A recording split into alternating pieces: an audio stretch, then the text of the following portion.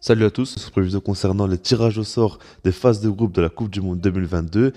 Et je vous cache pas que de base j'étais pas trop hypé, mais quand je vois les groupes, je trouve que c'est pas dégueulasse. La vérité, c'est pas dégueulasse et j'ai hâte de voir les matchs parce qu'il y a des règles à prendre en compte et on va directement commencer par parler de ça.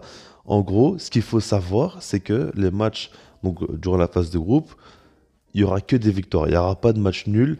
S'il faut aller en prolongation, on ira en prolongation. Donc du coup, vous pouvez déjà dire que l'Espagne ira à chaque fois en prolongation vu qu'il y a Pedri et qu'il joue toujours les prolongations. Bah, il le fera à chacune des rencontres. Mais plus sérieusement, ce qu'il faut se dire, c'est que du coup, il n'y a que les deux premiers qui vont se qualifier. Il n'y aura pas de meilleur troisième, comme par exemple à l'Euro. Et donc que des matchs qui vont devoir se solder sur une victoire. C'est quand même intéressant et ça va encore plus corser les choses parce qu'il y a des groupes quand même que je trouve assez compliqué. On va commencer par le premier, et donc c'est bien évidemment le groupe A avec le Qatar, les Pays-Bas, Sénégal et l'Équateur. Alors, je vous dis clairement comment je vois les choses. Le Qatar, je pense que qu'il soit à domicile ou non, faut pas trop les prendre en compte. Après, je dis ça, mais j'ai jamais vu jouer cette équipe-là, mais au bout d'un moment, faut pas abuser, hein. Si jamais la Coupe du Monde ne se joue pas chez eux, je vois pas comment ils pourraient faire quelque chose, même se qualifier ou quoi. Après, par rapport au reste, les Pays-Bas, c'est une équipe qui revient quand même très très fort. J'avais dit comme sur Twitter, je trouve que c'est intéressant parce que Van Dijk, depuis qu'il est de retour, ben, il y a une grosse sérénité qui est de retour en défense, même si qu'ils encaissent encore des buts, hein. Mais je pense clairement que leur style de jeu prend plus de sens avec Van Dijk parce que c'est une équipe qui joue quand même très haut, qui presse beaucoup et qui met beaucoup de pression à l'adversaire. Et du coup, avoir un top défenseur comme ça derrière pour assurer donc face au contre de l'équipe adverse, c'est du luxe. Bien évidemment, c'est du luxe, il faut se le dire. Puis il y a quand même De Ligt, tout ça. Ils sont armés quand même défensivement. Offensivement, il y a des bons joueurs. Il y a du Frenkie de Jong aussi, Memphis Depay qui marque énormément avec la sélection, ça il faut le dire. Franchement, ils ont une très belle équipe. Mais il y a le Sénégal aussi qui a gagné la CAN. C'est pas n'importe quelle équipe. Et honnêtement, ils ont clairement de quoi se qualifier dans ce groupe-là. Et ils peuvent même jouer la première place. Même si je mettrais plus quand même Pays-Bas favoris, je pense que Sénégal, c'est une équipe qui pourrait faire du mal à beaucoup d'équipes parce qu'ils sont très très forts défensivement, très solides, un excellent gardien qui peut vraiment faire du mal à beaucoup de nations et beaucoup de joueurs.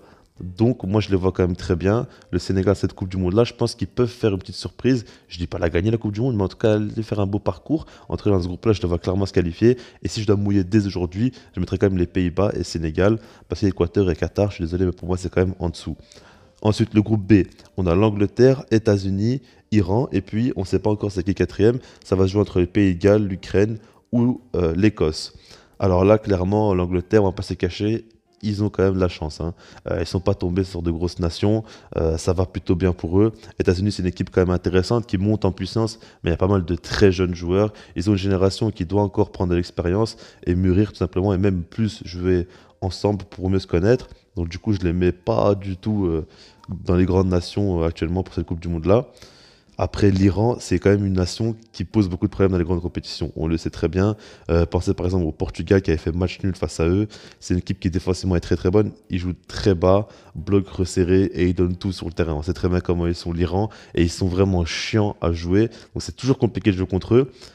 Mais je peux pas les mettre dans les deux premiers pour moi se qualifier. Enfin, même si les États-Unis, c'est pas non plus une grande nation, ils sont encore beaucoup de jeunes joueurs, manque d'expérience, donc ils peuvent faire la différence face à eux, mais je les imagine quand même pas le faire. Et puis après, Pays de Galles, Ukraine ou Écosse, bah, c'est compliqué de parler parce que ça change, hein. C'est trois nations quand même différentes. Et même si une nation ne se qualifie pas directement et passe par les barrages, bah, ils peuvent faire un beau parcours. Faut pas croire que parce qu'ils vont en barrage, ils vont forcément se faire éliminer dès les phases de groupe.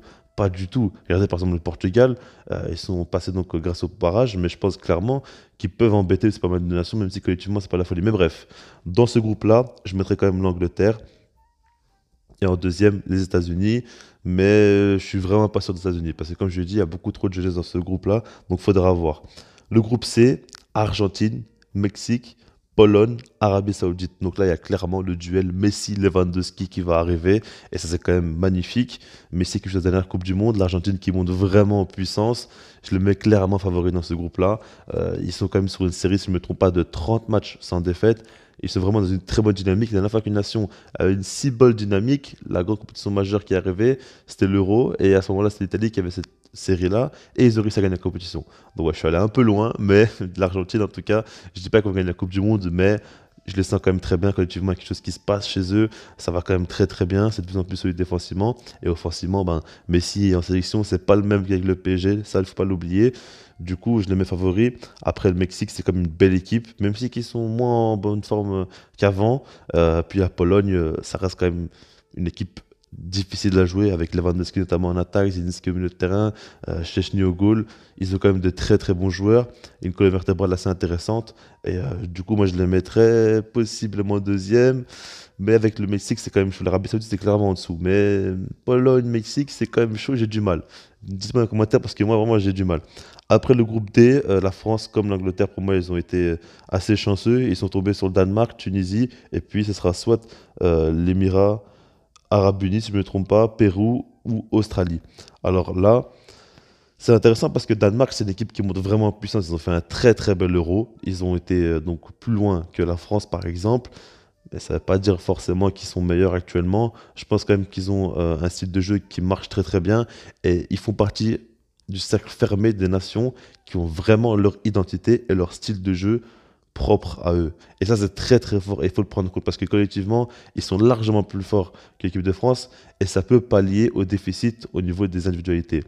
Donc ça, il faut le prendre en compte. Maintenant, l'écart est énorme. L'équipe de France a un effectif tellement impressionnant. Ils ont tellement de gros joueurs à chaque ligne. Imaginez juste, par exemple, le duo Mbappé-Benzema, ce qui peut faire en attaque. C'est complètement fou d'avoir ces deux joueurs-là. Donc, je me dis quand même qu'ils sont largement favoris. Après, défensivement, pour moi, l'équipe de France, ils sont loin d'être prêts pour les gros matchs, hein. J'attends de voir, mais ouais, actuellement, Varane n'est plus du tout un taulier. Hugo Lloris est clairement sur la pente descendante, selon moi. Kimpembe, c'est pas le défenseur le plus rassurant. Enfin, il y a quand même des défauts dans cette équipe-là. Donc, il faudra voir, mais je les mets quand même favoris pour leur groupe-là, avec le Danemark, bien évidemment. Le groupe E, c'est quand même chaud, parce qu'il y a l'Espagne, il y a l'Allemagne, le Japon, puis ce sera Costa Rica ou Nouvelle-Zélande. Alors là, c'est intéressant quand même. Espagne, Allemagne, c'est deux grandes, grandes nations du football. Maintenant, ce qu'il faut dire, c'est que c'est deux nations qui sont en train de reconstruire un petit peu leur projet. Alors, l'Allemagne, dans la Coupe du Monde, ils ont eu beaucoup de mal. Ils se sont fait éliminer en phase de groupe, certes. Maintenant, ce qu'il faut dire sur l'Allemagne, c'est que Hansi Flick est arrivé et les choses vont changer avec lui. J'en suis persuadé. C'est un gars qui travaille énormément, qui est vraiment un insatisfait. Pour ceux qui ne savent pas c'est qui, ben, c'est l'ancien entraîneur du Bayern, juste avant que Nagelsmann arrive. Il connaît très très bien la plupart des joueurs parce qu'il était déjà au Bayern. Donc il sait comment les utiliser. Il met clairement son 4-2-3 en place. Il n'y a pas grand-chose qui change. Honnêtement, je pense qu'il peut faire de très très bonnes choses avec l'Allemagne. Je ne sais pas s'il sera prêt dès maintenant. Mais en tout cas, c'est un super coach, ça on le sait. Et puis côté Espagne, bah, l'émergence du Barça de Xavi, bah, ça marche, ça colle totalement avec l'Espagne parce que le style de jeu de Luis Enrique se rapproche énormément de celui de Xavi. Donc du coup, les joueurs du Barça qui pètent ben, risquent de péter aussi à la sélection. Regardez les Pedri, les Gavi notamment. Après même, Piqué pourrait faire son retour, on ne sait pas. Il y a Eric Garcia, il y a Jordi Alba, il y a Busquets. Il y a beaucoup de joueurs du Barça. Et puis en dehors de ça, même Ferran Torres, pas le bien non plus. Mais il y a quand même pas mal de joueurs intéressants quand même en Espagne. Collectivement, ils sont très très forts. Et je pense qu'aucune nation n'égale l'Espagne collectivement. Après, individuellement parlant, bien évidemment qu'il y a beaucoup de nations qui sont supérieures, mais je pense vraiment qu'ils peuvent faire une très grosse Coupe du Monde. Donc, ils sont à suivre. Et puis l'Allemagne, ben, je ne sais pas trop. Pour moi, c'est un peu flou parce qu'ils ont un super coach, ils ont quand même pas mal de très bons joueurs, mais je ne sais pas trop parce que je ne regarde pas trop cette équipe-là jouer. Donc voilà, je mettrai quand même les deux là favoris. Pour le groupe F, Belgique, Croatie, Maroc, Canada. Comme vous savez, je suis belge et je vais supporter la Belgique. Et là, on a quand même un groupe très très compliqué. Honnêtement, je ne serais pas choqué si la Belgique sort de phase de groupe. Parce qu'actuellement, je vous le dis déjà maintenant, on verra ce qui va se passer plus tard. Mais ils me déçoivent énormément. Je trouve que dans le jeu, il n'y a plus de nouveautés depuis un trop long moment. On se repose trop sur nos acquis.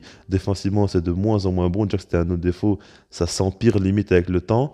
En même temps, les défenseurs sont de plus en plus âgés. Certes, on a Courtois qui est exceptionnel, mais bon, ça ne fait pas tout. Le système, j'ai l'impression qu'il commence un petit peu à vieillir et que ça ne marche plus tant que ça. Les adversaires savent comment un peu nous stopper.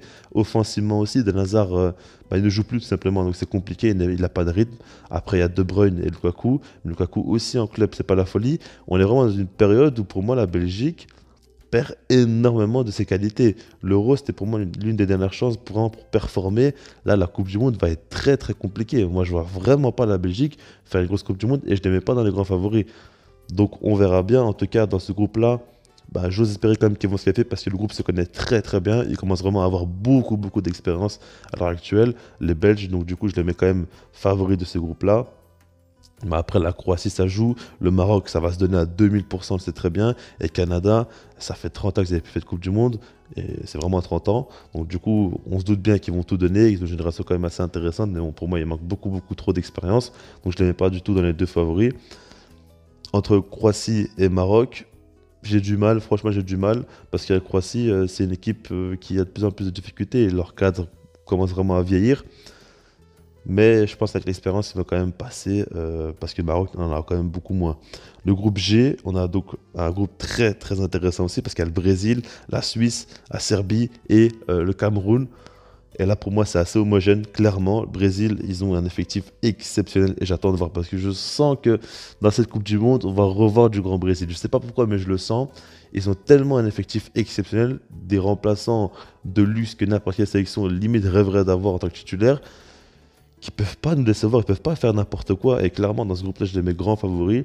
Après, Suisse, c'est quand même une très belle équipe. On le sait très bien, on a vu, ils ont éliminé l'équipe de France. C'est une équipe très chiante à jouer. Ils sont passés devant l'Italie pour les qualifications de la Coupe du Monde. Après, la Serbie aussi, c'est une équipe compliquée à jouer. On sait très bien, ils sont très physiques, très athlétiques. Et ils sont quand même très bons généralement dans les compétitions comme ça. Et puis, il y a le Cameroun aussi. Cameroun qui a éliminé l'Algérie. Bon, après, la manière, on va pas trop en parler, mais le Cameroun, c'est quand même une équipe très solide, une des meilleures équipes d'Afrique. On le sait très bien, ils ont l'expérience, ils ont de très bons joueurs. C'est une équipe quand même solide. Mais personnellement, je mettrais quand même la Suisse avec le Brésil pour les deux qualifiés. Le dernier groupe, c'est donc le Portugal, l'Uruguay, Corée du Sud et le Ghana. Et là, clairement, Portugal et Uruguay, ça sort clairement du lot. Même si le Portugal n'est pas impressionnant actuellement, je pense qu'ils vont quand même revenir. Et puis, le Portugal, c'est clairement une équipe qui arrivent à performer là où on les attend pas trop. Comme à l'Euro, on les attendait pas forcément. Au final, ils ont su s'en sortir et ils arrivent toujours un petit peu à s'en sortir. Donc vraiment, je les vois passer. Et puis l'Uruguay, c'est l'équipe intéressante parce qu'ils ont toujours leur Cavani, leur Suarez, des joueurs très expérimentés comme ça.